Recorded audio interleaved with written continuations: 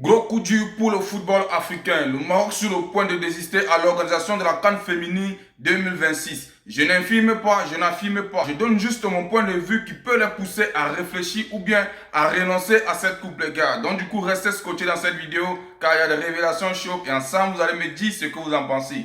Et salut les gars, j'espère que vous allez bien. Moi c'est MC Joli, si on parle 100% football, tout c'est de l'actualité. Si vous êtes nouveau à la page, n'hésitez pas à vous abonner, de partager au maximum car c'est ça qui fait le référencement. Comme Etienne toujours a dit, c'est gratuit. Tu likes, tu partages et tu t'abonnes. Je suis sûr qu'il y a quelqu'un de ton entourage qui peut aimer ce que je fais. Donc du coup, ne garde pas pour toi seul, il faut partager.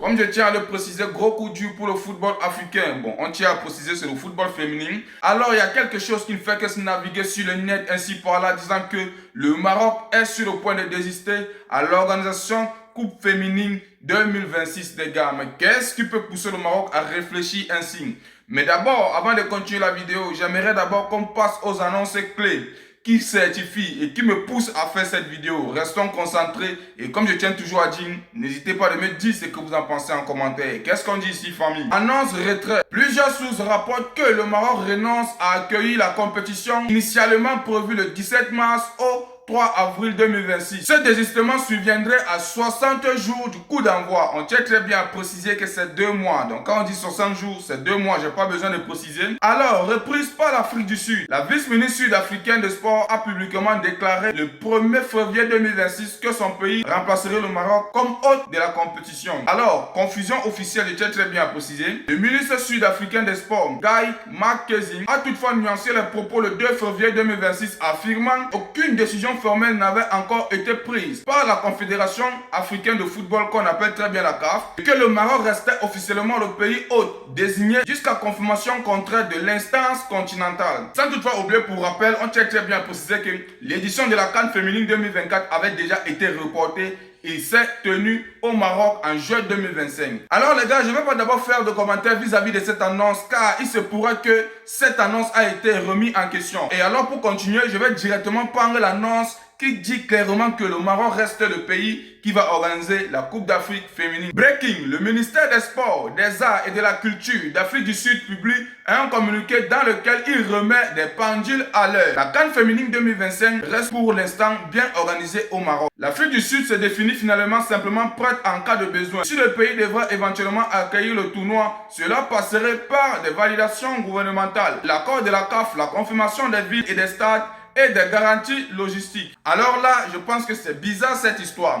Et à propos, j'aimerais d'abord vous rafraîchir la mémoire les gars. On entre maintenant dans les commentaires. Pour moi, je vais donner mon point d'avis. Ce qui pousse vraiment le Maroc à réfléchir, à désister à propos de cette CAN féminine qu'ils doivent organiser. Retenez d'abord que le Maroc veut privilégier son histoire. Vis-à-vis de cette CAN masculine qui s'est déroulée et que le Sénégal a gagné, le Maroc a eu beaucoup de peine en termes d'images qu'ils ont d'abord véhiculées dans le monde entier.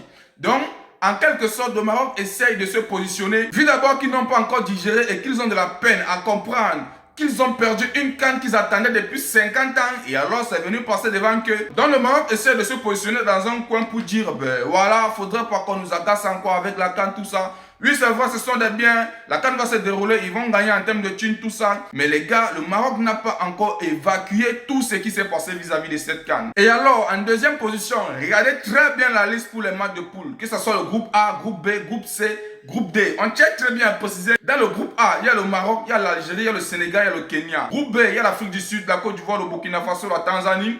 Le groupe C, le Nigeria, Zambie, Égypte, Malawi. Et le groupe D, il y a le Ghana, Cameroun, Mali, Cap-Vert. Alors, revenons maintenant pour le groupe A, les gars. Quand vous voyez déjà ce groupe A là, ça dit tout. Maroc, Algérie, Sénégal, Kenya. Enlevons le Kenya parce que moi, je ne sais vraiment pas ce que le Kenya va faire là-bas. Je me pose la question à savoir si le Kenya est prêt à résoudre les problèmes qui sont là actuellement. Alors, revenons sur le cas Maroc, Algérie, Sénégal, les gars. Ça ne vous dit pas quelque chose?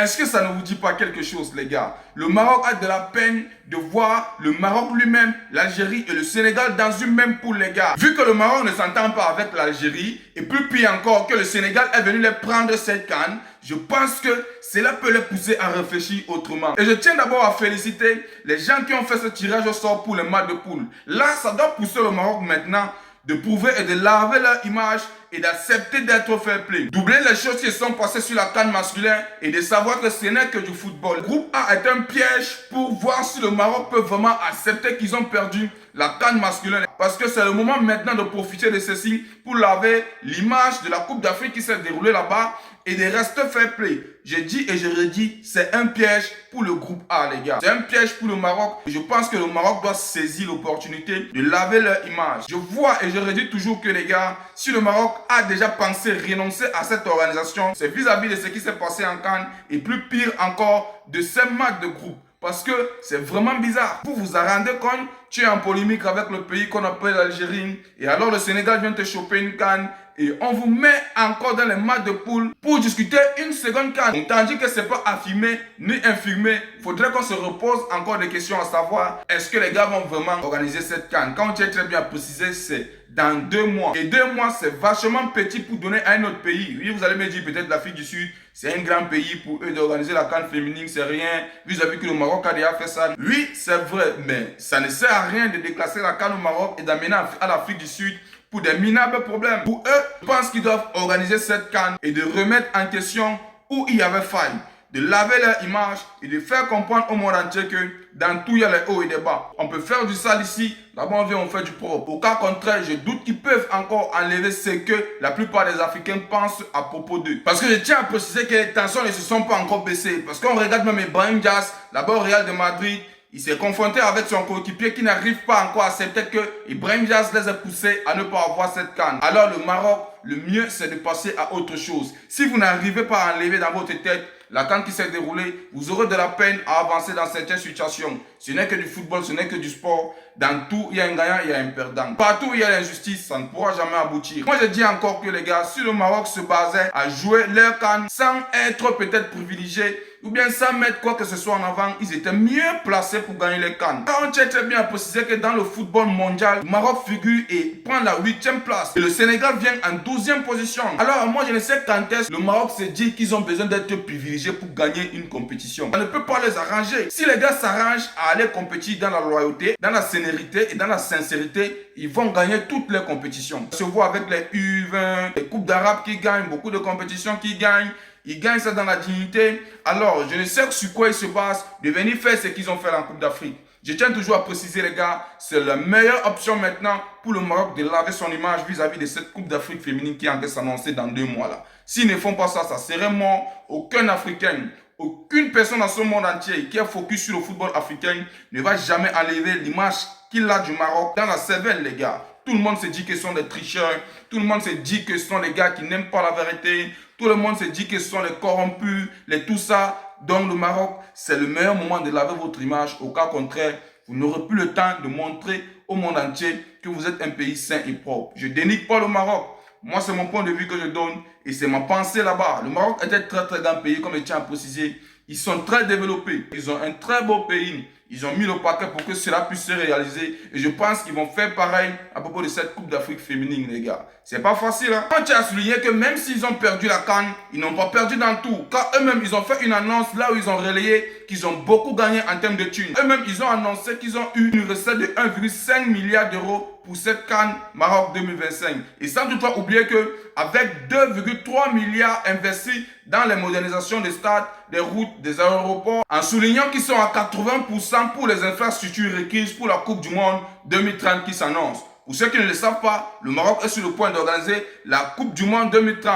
Espagne, Maroc, Portugal, c'est ça les gars. Donc du coup, même s'ils ont perdu le trophée, en termes de fric, ils ont bénéficié les gars. Ils ont l'obligation et le droit d'organiser cette CAN pour nettoyer tout ce qui s'est passé autour de la CAN 2025, plus précisément pour les masculins, les gars. C'est mon point de vue là-bas. Donc, n'hésitez pas de me dire ce que vous en pensez en commentaire. Et sans toutefois oublier qu'ils peuvent changer la vie à la dernière minute, vu que l'information est en train de parvenir et qu'il y a encore 2 mois pour qu'on puisse donner ça à un autre pays. Alors, s'il y a une information concrète vis-à-vis de ça, les gars, je n'hésiterai pas de venir vous informer ici. Mais je tiens encore à préciser que c'est le Maroc qui a encore les manettes pour organiser cette CAN.